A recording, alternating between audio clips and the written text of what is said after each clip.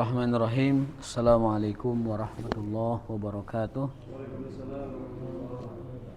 Alhamdulillahirabbil alamin wa bihi nasta'inu ala umuri dunya waddin. Asyhadu an la ilaha illallah wahdahu la syarikalah wa asyhadu anna Muhammadan abduhu wa rasuluhu wa la nabiyya ba'dah. Allahumma fassalli wa sallim ala nabiyyina Muhammadin wa alihi wa sahbihi wa sallim. Allahumma subhanaka la ilma lana illa ma 'allamtana wa 'allimna ma yanfa'una wa zidna ilman. Rabbana atina fid dunya hasanah wa fil akhirati hasanah wa qina adzabannar.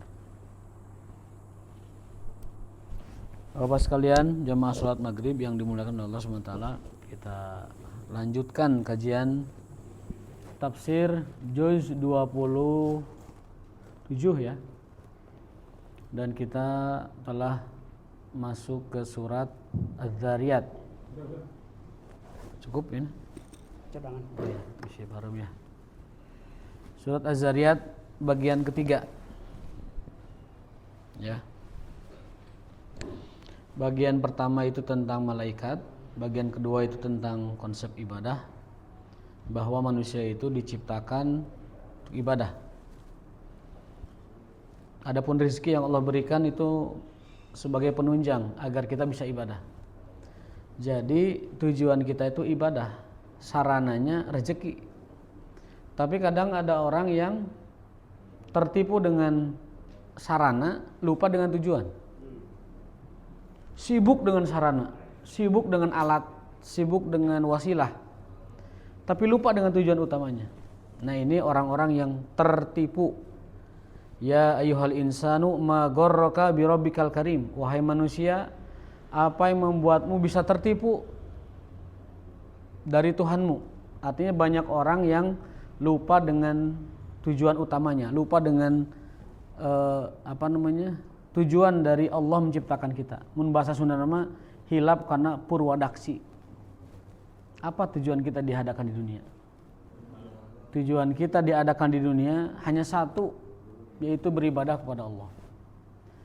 Bahkan ada beberapa hadis yang beredar di antara manusia yang kadang membuat kita ini mungkin merasa samar ya. Kurang lebih hadis yang tersebar itu adalah bahwa Allah menciptakan semesta ini adalah karena adanya Nabi Muhammad SAW. Teori Nur Muhammad. Biasanya mereka menyebarkan hadis laulaka ya Muhammad ma khalaqtu aflaka. Wahai Muhammad, kalau bukan karenamu aku tidak akan menciptakan alam semesta. Ada lagi hadis yang tersebar di masyarakat bahwasanya awal dan asal usul segala sesuatu yang ada di semesta ini adalah dari cahaya Muhammad. Perlu saya sampaikan, saya pernah meneliti hal ini, pernah membaca dan memeriksa riwayat-riwayat keterangan seperti ini. Saya tidak dapati dalam hadis Bukhari, saya tidak dapati dalam hadis Muslim, saya tidak dapati dalam kutubus sittah, kutubus tis'ah. Maka kesimpulan saya mengikuti kesimpulan para ulama bahwasanya hadis-hadis tentang bab itu adalah palsu. Wallahu alam, kalau jika ditemukan yang lain saya terbuka untuk menerima. Tapi kalau dilihat dari kutub sittah dan tis'ah yang tadi, baik dicek di dalam aplikasi maupun di dalam pencarian atau kita baca sendiri, yang pernah talaki kitab-kitab hadis tersebut tidak menemukannya. Hadis itu banyak beredar di kalangan kelompok sufi ya, tetapi kesahihannya perlu dipertanyakan. Lagi pula secara logika, kalau kita lihat dalil dari Al-Quran dan Al-Hadis, ternyata Allah menciptakan semesta ini, apa kata Allah? Liya'buduhu wa la yusyriku bihi syai'a. Allah menciptakan alam semesta, menciptakan manusia, makhluk seluruhnya ini adalah agar mereka liya'buduhu, menyembah dan beribadah kepada Allah Subhanahu wa taala. Wa la yusyriku bihi syai'a, dan tidak memperlakukan atau tidak mempersekutukan Allah dengan apapun. Jadi kalau ditanya apa tujuan Allah menciptakan manusia, makhluk seluruhnya, agar diibadahi, agar dirinya diibadahi. Yang kedua, kalau kita mengatakan bahwa Allah menciptakan semesta ini gara-gara atau karena disebabkan oleh adanya Rasulullah SAW, ini berarti seolah-olah kita menempatkan Rasulullah di derajat yang setara dengan ketuhanan. Sementara Nabi berpesan, janganlah kalian menyanjung dan memujiku seperti orang-orang Nasrani memuji Nabi Isa. Orang-orang Nasrani menjunjung tinggi Nabi Isa tetapi berlebihan. Berlebihannya di mana? Berlebihannya bahwa sampai mengatakan Isa itu titisan Tuhan atau anaknya Tuhan. Wa qalatin nasara Isa ibnullah. Nah, yang kedua, mereka menempatkan Nabi Isa sebagai Tuhan. Ya.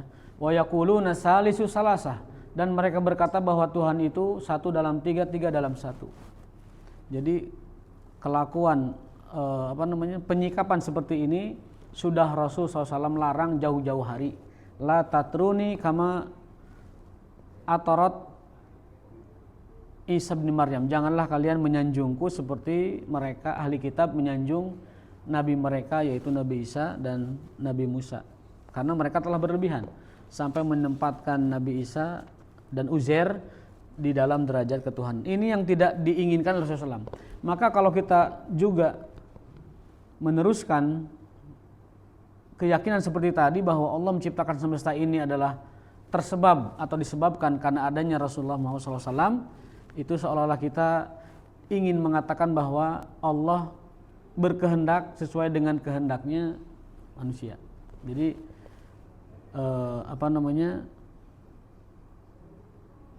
kita tidak ingin menempatkan derajat kerasulan dan kenabian Rasulullah Shallallahu Alaihi Wasallam melebihi sebagaimana Allah menempatkan kedudukan dan derajat tinggi beliau Sallallahu Alaihi Wasallam, namun tidak sampai ke derajat ketuhanan.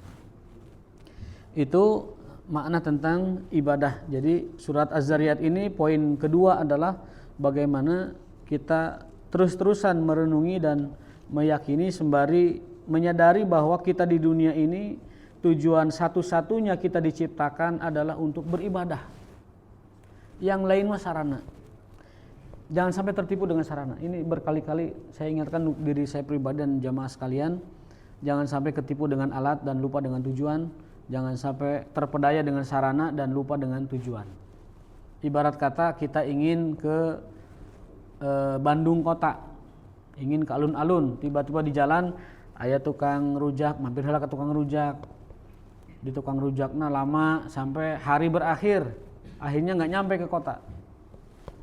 Ada tukang ketoprak, tukang kupat tahu, akhirnya tuh nyampe ke kota. Nah, ini seperti orang yang kehilangan arah, kehilangan tujuan dan sibuk dengan sarana-sarana dan alat-alat yang digunakan untuk mencapai tujuan. Poin ketiga yaitu tentang rizki.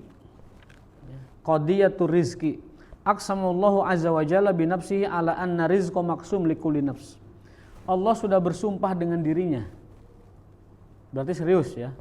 Allah bersumpah dengan dirinya bahwasanya yang namanya rizki itu maksum. Apa maksum itu? Sudah dibagi-bagi. Wadzalika lima alima dha'fana.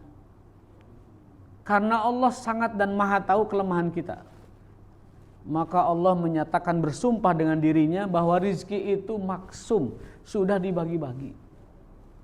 Allah tahu kelemahan kita dan Allah bersumpah dengan dirinya bahwa rizki itu maksum, sudah dijamin. Sudah dijamin. Litatma'inna qulubana. Kenapa Allah sampai bersumpah bahwasanya rizki itu sudah dibagi, maksum? Agar diri kita ini tenang, hati kita ini tenang. Tenang dalam ibadah, tenang dan nyaman dalam menunaikan misi utama kita, yaitu ibadah. Ya, dulu ada seorang tabi'in namanya Sufyan bin Uyainah. Beliau itu datang seorang murid ya, datang kepada beliau, "Wahai Tuan, harga-harga melambung tinggi ini, meroket. Gimana pendapat Anda?" Jawaban beliau itu luar biasa. Jawabannya jawaban keimanan. "Ana la ubali, aku tidak peduli meskipun satu gandum harganya 1000 dinar. Karena bagianku itu adalah kewajiban beribadah kepada Allah. Bagianku hanya itu, beribadah kepada Allah dengan benar. Dan nanti bagian Allah menjamin rezekiku. Ana la ubali, saya tidak peduli harga satu gandum berapa dinar. Yang jelas alayya an a'budahu kama amaroni wa alaihi an yarzuqani kama wa'adani. Bagiku kewajibanku hanyalah beribadah kepadanya dengan baik. Dan kewajiban Allah yaitu menjamin rezekiku sebagaimana dia janjikan kepadaku. Ini jawaban keimanan, Pak. Jawaban keimanan. Dengan ikhtiar itu kewajiban karena perintah. Tetapi masalah rizki itu bagian. Jadi rizki itu bagian, ikhtiar itu perintah. Maka tidak ada istilah dalam Islam usaha tidak mengkhianati hasil, tidak ada. Dalam Islam usaha, itu ibadah dan perintah, dan hasil itu adalah rizki dari Allah Subhanahu wa taala. Kalau usaha itu adalah rizki, maka harusnya orang tuh kaya semua. Karena semua orang berusaha. Tetapi sekali lagi, usaha itu terpisah dari rizki dalam artian usaha mah adalah perintah dan wajib kita menjalankan perintah itu sebagai sebuah ibadah, mengerjakan sebuah perintah. Adapun rizki itu adalah mutlak pemberian Allah Subhanahu wa taala. Artinya tadi yang perkataan ya, Sufyan Ats-Tsauri menafikan bahwa kita tetap harus berikhtiar secara maksimal. Tidak menafikan sama sekali. Tetapi ini bagian dari keyakinan hati kita. Jadi cukup bagiku melakukan ibadah sebagaimana yang diperintahkannya, dan atasnya atau wajib atasnya atas Allah Ta'ala untuk memberiku rezeki sebagaimana dia janjikan kepada. Bab hasil itu adalah urusan Allah. Bab ikhtiar itu urusan kita. Nah, jadi dalam surat Az-Zariyat ini ada sebuah ayat yang bunyinya innallaha huwa razzaq dzul quwwatil matin. Sesungguhnya Allah itu Razzaq. Razzaq itu sigoh mubalaghah dari razik yang artinya terus-terusan memberi rizki, menjaga rizki, memberi manfaat pada rizki, dan tidak henti-hentinya mengaruniakan rizki itu kepada kita. Saya pernah cerita kemarin, ini ayat dianjurkan dibaca bagi orang yang sedang kesusahan rizki atau orang dirundung masalah dalam rizkinya. Innallaha huwa razzaq dzul quwwatil matin. Dibaca semampu kita. Ini ada kisah di Arab Saudi, seorang pebisnis lah tiba-tiba mengalami kerugian sampai dia kerek. Lalu dari yang tadinya di pusat kota metropolis dia pindah ke pesisir, ke Jeddah pindahnya. Ini diceritakan oleh seorang syekh yang membimbing dia jadi berhasil dalam pidatonya. Itu kemudian orang tersebut di Jeddahnya itu bisa dibilang bukan terkatung-katung ya, kesusahan lah. Tidak bisa lagi bayar flat, tidak bisa lagi bayar kendaraan yang layak, tidak bisa segala macam lah. Akhirnya berkonsultasi kepada seorang syekh. Lalu syekh tersebut memberikan sebuah resep, kamu coba hayati, kamu dalami, kamu renungi, dan kamu baca terus ayat dalam surat Az-Zariyat setelah ayat wa ma khalaqtul jinna illa liya'budun. Itu ayat setelahnya innallaha huwar razzaq dzul quwwatil matin. Oleh pemuda ini diamalkan, direnungi, dihayati, ditafakuri, diamalkan, dibaca terus tiap malam. Itu tiba-tiba qadarullah, wasilahnya adalah ada teman lama yang memberi informasi bahwa ada orang yang menyuruh menjualkan tanah. Kalau tanah itu berhasil dijual, maka yang menjualkan dapat persenan sekian persen. Lalu dia pun mengambil takdirnya, dalam arti meraih takdirnya itu menjalankan sababnya, menjalani sababiahnya. Tidak hanya membaca ayat itu, tapi menjalani sababiahnya. Dia jualkan tanah itu dan ternyata dia dapat komisi sebesar kerugian yang dulu dia usaha. Kembali lagi 2 juta real kalau tidak salah itu. Kembali lagi uang 2 juta real. Yang dulu dia pernah hilang karena pailit dan karena bangkrut. Nah, ini ayat luar biasa, dan para ulama mengajarkan kepada kita kalau ada ayat-ayat yang sekiranya itu dapat menambah motivasi, itu dibaca, didawamkan dibaca, berharap kepada Allah ayat ini menjadi wasilah Allah melimpahkan karunia-Nya kepada kita. Seperti halnya misalkan Nabi Musa alaihissalam itu membaca sebuah ayat, Rabbi inni lima anzalta ilayya min khairin fakir, ya Allah, aku berharap kebaikan banyak dari Engkau dan aku sangat membutuhkan kebaikan-Mu. Dibaca terus, didawamkan, dan Nabi Musa mendapatkan manfaatnya. Beliau mendapatkan jodoh, putrinya Nabi Syuaib, beliau mendapatkan tempat tinggal, di situ dikasih tempat tinggal, dan beliau dapat pekerjaan. Nah, ini banyak ulama menyarankan bagi para pemuda atau orang-orang yang sulit mendapatkan pekerjaan, jodoh, dan juga tempat tinggal, membaca ayat ini. Dia, ya. Maaf, curhat sekalian ya. Iya. Saya itu tadi itu ngasih briefing ke karyawan saya. Iya. Nah, ini persis yang saya sampaikan. Bagaimana kita mencapai tujuan dalam konteks usaha. Saya kira agama mengajarkan dua cara. Satu, pendekatan batin. Di antaranya tahajud, witir, tilawah, duha, sedekah, dan lain-lain. Bahkan saya menggunakan pepatah bahasa Arab itu sa'atain dan matain rakaatain. Ya. Nah. Jam 2 malam minimal 2 rakaat, minimal dengan 2 tetes air mata. Harus ada ajam niat misalkan. Serius ya? Kalau niat aja nggak punya, bagaimana mau tercapai, saya bilang. Betul. Yang kedua, ikhtiar dia. Nah, semua teori-teori manajemen apapun dalam konteks usaha itu harus kita ketahui dan kita jalankan. Betul. Tapi saya bilang bagaimana kita akan mencapai tujuan kalau dua syarat ini baik yang batin maupun dohir ini kita mesti belum sempurna. Betul. Maka saya menyarankan untuk menyempurnakan dua metode ini, dohir dan batin, supaya sampai ke tujuan, baru setelah itu kita bertawakal kepada Allah. Ya. Salah nggak? Betul. Kan tawakal itu kan definisinya, Pak, menyerahkan hasil setelah usaha maksimal. Kalau usaha kita belum maksimal, ya tawakalnya nggak sempurna. Kadang-kadang kita memaknai tawakal itu pasif. Aku mah Allah ya, dipincukan rezeki mah. Tetapi tidak dilaksanakan perintah ikhtiarnya. Kan ada ayatnya, wa quli malu fasayarallahu amalakum wa rasuluhu wal mu'minun. Itu perintah Allah kepada orang beriman, i'malu, kerjalah. Fasayarallahu amal, Allah nanti akan melihat usaha kamu. Rasulullah juga melihat usaha kamu. Zaman konteks itu kan Rasulullah melihat. Dan orang-orang beriman menilai kamu.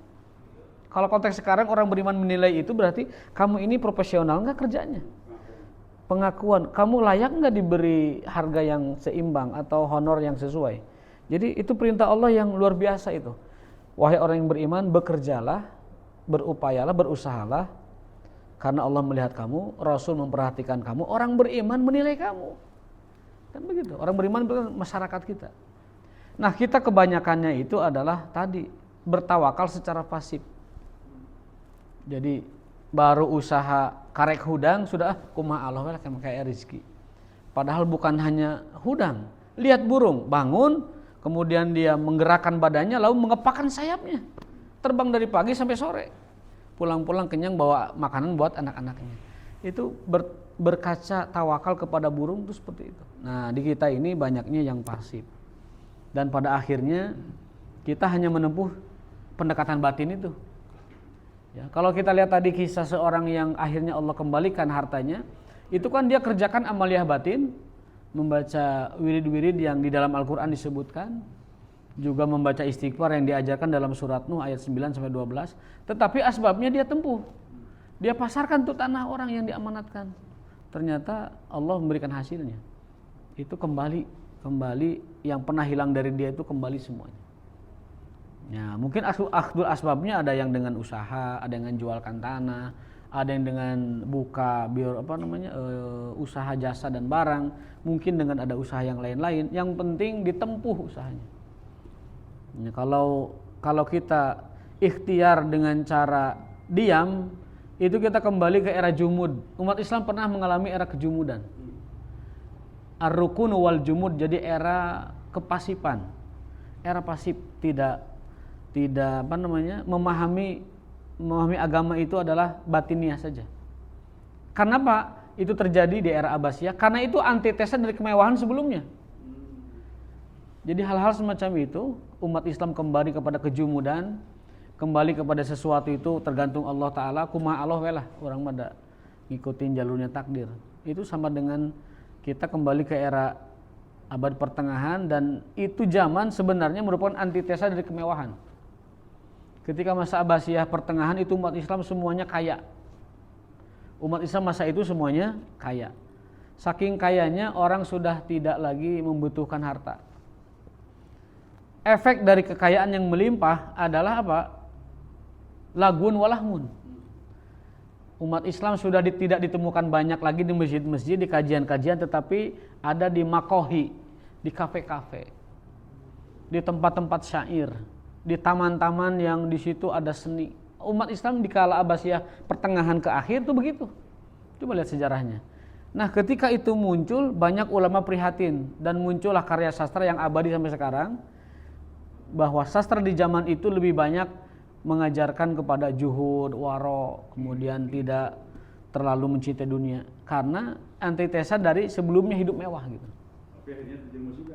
Akhirnya itu juga kejerumus juga, sehingga Islam jatuh kepada sifat jumud yang mengingkari atau tidak menerima teori usaha atau konsep usaha dan hanya mengandalkan pendekatan batin.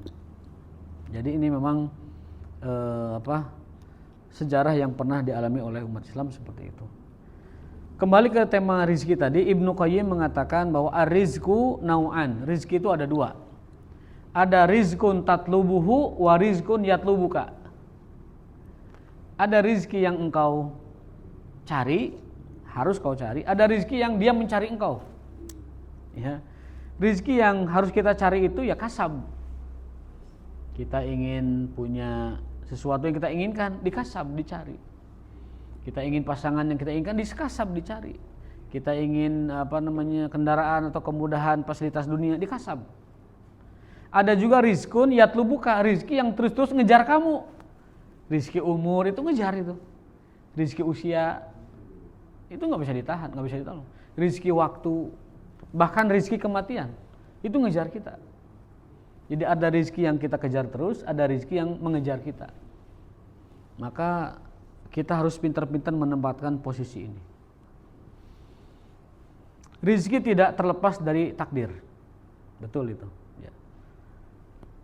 Namun ada banyak orang yang salah dalam memahami takdir.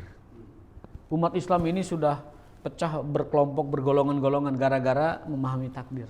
Karena takdir itu memang membingungkan, Pak. Takdir itu membingungkan.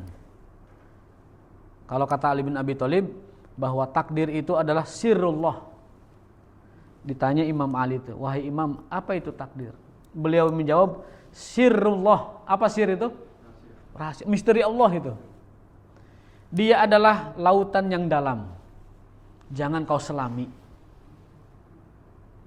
Kalau kau masuk ke lautan dalam itu, kau tidak pernah bisa keluar atau menemukan jalan keluar.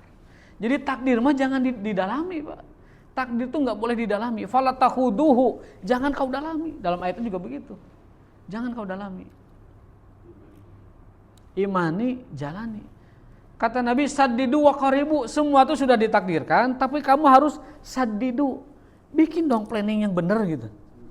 Luruskan cara, luruskan metode, luruskan ilmunya, konsep kamu menghadapi kehidupan. Saddidu wa qaribu, lakukan sekuat kamu. Wa qaribu. Lalu setelah itu apa? Wa ajmilu fit talab. Jadi walaupun semuanya sudah ditentukan, tapi kata Nabi, ajmilu fit talab. Baguskanlah caramu mencari rizki. Jadi rizki itu sudah dijatah, sudah dibagi. Tapi kan kita nggak tahu bagiannya. Rizki sudah dijatah, sudah dibagi. Baik yang matlub atau yang yutlab, matlub atau yang baik yang yatlub atau yang yutlab itu sudah dibagi gitu. Baik yang maksum atau yang muktasab sudah dibagi. Sudah dibagi. Namun Allah rahasiakan. Nah, karena Allah rahasiakan rizki itu dari kita, kewajiban kita itu adalah melakukan cara meraih rizki yang terbaik. Melakukan cara terbaik, cara yang paling tepat untuk meraih rizki tersebut. Sungguh indah ucapan Nabi SAW. Setiap orang hidup dengan jatah takdirnya. Setiap orang tidak akan mati kecuali takdirnya, rezekinya selesai. Setiap orang tidak akan dimatikan kecuali jatah rezekinya selesai. Lalu apa pesan Nabi terakhir? Ajmilu fi talab. Cuman satu yang diperintahkan Nabi kepada kita, bab rizki itu. Ajmilu fi talab.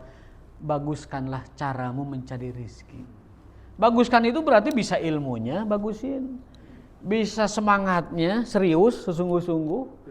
Bisa juga fikihnya, bisa juga membikin kolega jaringannya gitu.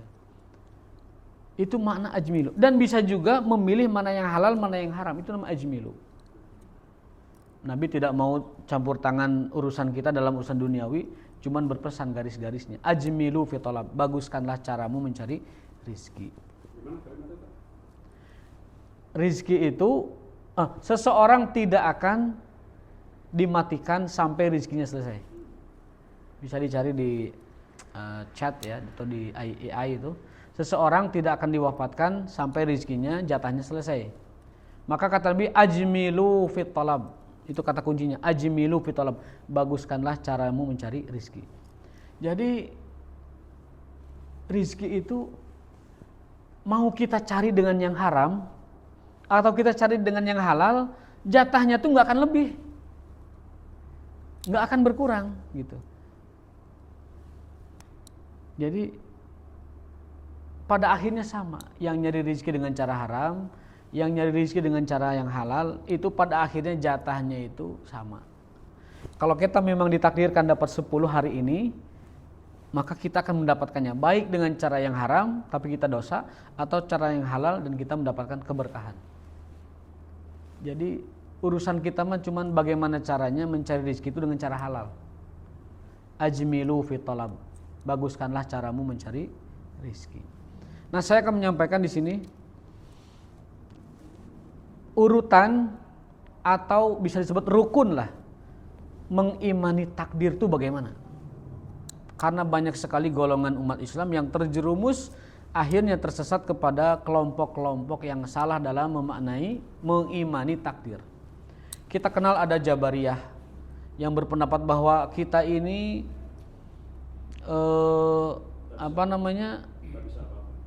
kita ini semuanya itu kayak wayang dengan dalang gitu.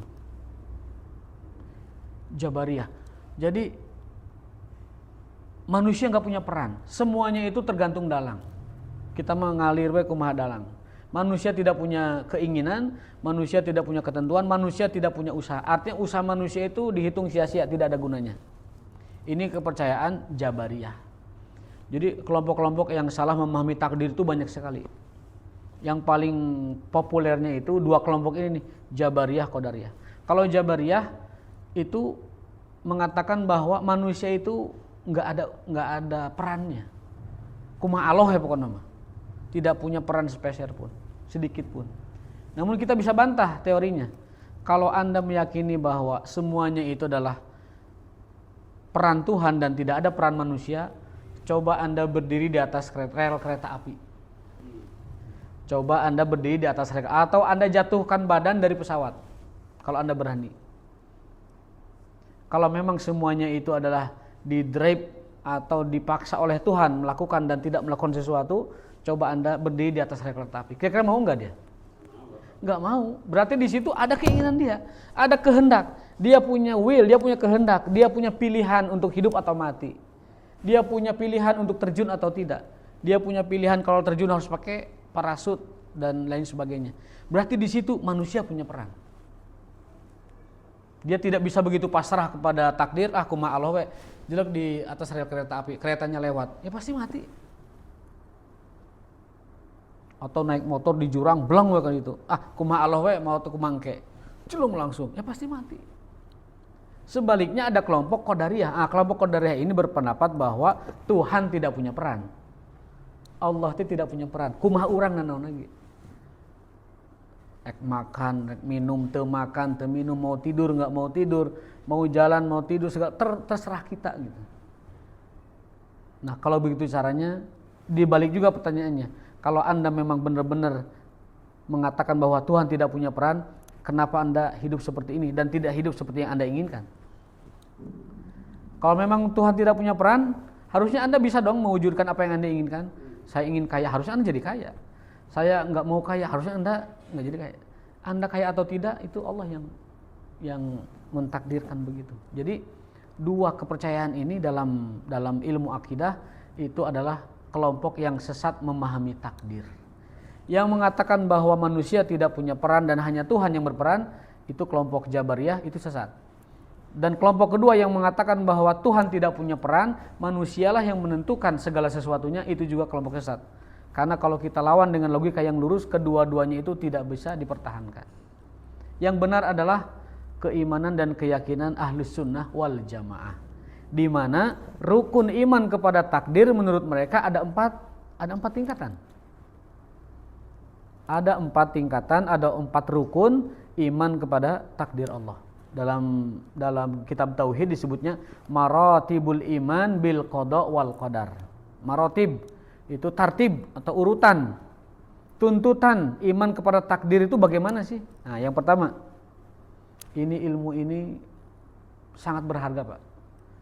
Ini diintisarikan oleh para ulama. Dengan memahami ini, kita tenang dan ajeg dalam memahami takdir. Baik takdir baik maupun takdir buruk. Kita akan punya pondasi, punya landasan, punya jalur supaya kita on the track, tidak ke sana tidak ke sini, tidak tergoyangkan dan tidak tergoyahkan. Yang pertama, maratibul iman bil qada'i wal qadar. Yang pertama adalah al-ilmu. Al-ilmu. Yakni al-iman bi annallaha ya'lamu kulla syai' ilman azaliyan kamilan syamilan mutakamilan. Mengimani, meyakini bahwa Allah Ta'ala maha mengetahui segala sesuatu apapun dengan ilmunya yang azali, yang abadi. Ilmu azali itu ilmu yang awal tanpa pendahuluan, ilmu yang akhir tanpa ujung, tanpa pengakhiran. Kamilan, ilmu yang sangat sempurna. Mutakamilan, yang mutakamilan itu bahasa kitanya komprehensif. Syamilan, kamilan, mutakamilan. Jadi Allah itu ilmunya azali, kamil, mutakamil, syamil. Ilmu dulu itu, meyakini bahwa Allah mengetahui dengan sempurna, komprehensif, azali, dan juga menyeluruh. Karena ada sebagian kelompok Islam, Pak, berpendapat bahwa Allah itu tidak tahu yang detail. Coba cek di Google. Kelompok apa yang meyakini dalam i'tiqad mereka bahwa Allah itu tidak tahu yang detail. Jadi kalau Allah tahu virus, tapi sel-sel virus Allah tidak tahu. Itu keyakinannya begitu. Kalau Allah mengetahui burung, tapi organ-organ burung Allah tidak tahu katanya. Itu ada orang yang berpendapat seperti itu. Aneh. Tapi itu ada di dalam pemikiran akidah Islam itu. Nah, itu rukun pertama, rukun ilmu namanya. Meyakini, mengilmui bahwa Allah Ta'ala mengetahui segala sesuatu dengan ilmu yang azali, sempurna, paripurna, dan komprehensif menyeluruh. Yang kedua, al-kitabah. Urutan kedua itu kitabah, yakni annallaha ta'ala qadara maqadirul asya qabla khalqis samawat bi khamsin alf sana. Bahwasanya Allah telah menuliskan takdir alam semesta ini 50.000 tahun sebelum diciptakan langit dan bumi. Itu rukun kedua. Rukun kita mengimani bahwa Allah telah menulis semuanya 50.000 tahun sebelum langit bumi ini ada. Supaya kita tidak nanti menyalahkan takdir. Kok bisa begini? Kok takdir saya begini? Takdir itu ada sebelum 50.000 tahun semesta ini ada. Bayangkan ya, baru kita sekarang memprotes takdir, enggak ada gunanya. Maka kata Ali bin Abi Thalib, orang yang protes kepada takdir itu sangat merugi karena takdir akan berjalan terus dan dia terpuruk. Ya, dengan tidak mengimani takdir itu. Peringkat ketiga, al-khalqu. Setelah Allah disebutkan tadi mengetahui segala apapun sejak azali, Yang kedua, setelah mengimani, meyakini bahwa Allah menuliskan semuanya, selesai 50.000 tahun sebelum dunia diciptakan. Yang ketiga adalah al-khalqu, bahwasanya la yahdus syai'un illallah khaliquhu. Tidak ada yang terjadi di semesta ini, tidak ada yang ada di semesta ini kecuali Allah lah pencipta hakikinya. Termasuk perbuatan kita. Wallahu khalaqakum wa ma ta'malun. Kamu dan perbuatanmu itu ciptaan Allah. Kita dan perbuatan kita ciptaan Allah itu, Pak. Kita dan makan itu ciptaan Allah. Kita dan tidur ciptaan Allah. Jadi perbuatan kita pun, amal kita, ibadah kita, kerjaan kita, berbuatnya kita, itu juga ciptaan Allah. Wallahu khalaqakum wa ma ta'malun. Allah telah menciptakanmu berikut perbuatan-perbuatanmu. Tetapi bagian dari adab kita tidak boleh menyebutkan perbuatan buruk itu takdir Allah. Meskipun sejatinya keburukan juga terjadi karena Allah menciptakannya. Tapi bagian dari adab tidak boleh menyebutkannya langsung. Ada kaidah dalam akidah, la yunsabu syarru ilallahi mubasyaratan. Tidak boleh menisbatkan keburukan langsung kepada Allah, tapi harus kepada makhluknya. Apa dalilnya? Firman Allah dalam surat Al-Alaq, min syarri ma khalaq, bukan min syarri khaliq. Aku berlindung kepada Allah dari keburukan makhluknya. Padahal makhluknya itu juga ciptaannya. Gitu. Tapi bagian dari adab kita tidak boleh menyebutkan aku berlindung kepada perbuatan-perbuatan. Aku berlindung kepada Allah dari perbuatan-perbuatannya. Tidak begitu. Kenapa bagian dari adab? Karena keburukan itu tidak boleh dinisbat, dilangsungkan kepada Allah penyebabnya atau penciptanya, tetapi hendaklah kepada makhluknya. Namun kebaikan boleh. Kebaikan itu boleh. Misalkan alhamdulillah saya bisa sholat karena taufik dari Allah. Alhamdulillah saya bisa bekerja, ini taufik kemudahan dari Allah. Alhamdulillah saya masih ada nafkah, bisa mencari nafkah. Alhamdulillah ini adalah kemudahan dari Allah. Tapi keburukan jangan, Pak. Alhamdulillah saya masih bisa minum khamar karena diizinkan oleh Allah, apa keizinan Allah, kehendak Allah. Alhamdulillah saya masih bisa makan riba, ini semua karena Allah. Enggak boleh begitu. Bagian dari adab. Meskipun hakikatnya kita ngeriba, kita minum khamr juga ciptaannya.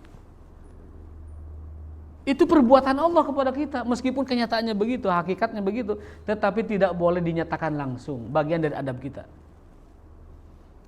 Kita ngikuti Al-Quran, min syarri ma khalaq, berlindung dari kejahatan makhluk ciptaannya, bukan berlindung dari khalik yang telah menciptakan makhluk itu. Nah, gitu ya. Jadi itu yang kedua. Yang keempat, urutan takdir mengimani. Urutan mengimani takdir itu rukun yang keempat adalah al-masyiah. Yang artinya bahwa masyiatullah, kehendak Allah itulah yang akan terjadi. Nahnu nasya wallahu yasha wa huwa yaf'alu lima yasha. Nahnu nurid, Allah yurid, wa huwa fa'alu lima yurid. Kita ingin, Allah ingin, tapi Allah keinginannya mengalahkan segala keinginan. Kita mau, Allah mau, tapi yang terjadi adalah kemauan Allah. Nah, 4 urutan ini ilmu besar, Pak.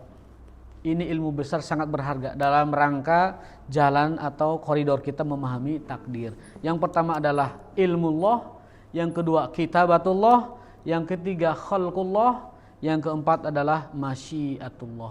Kalau kita sudah memenuhi 4 ini, maka kita akan tenang, ajeg, dan punya pondasi dalam mengimani qada dan qadar Allah Subhanahu wa taala. Aku qouli hadza wa astaghfirullah li wa lakum. Subhanakallahumma wa bihamdika asyhadu an la ilaha illa anta astaghfiruka wa atubu ilaik. Assalamualaikum warahmatullahi wabarakatuh.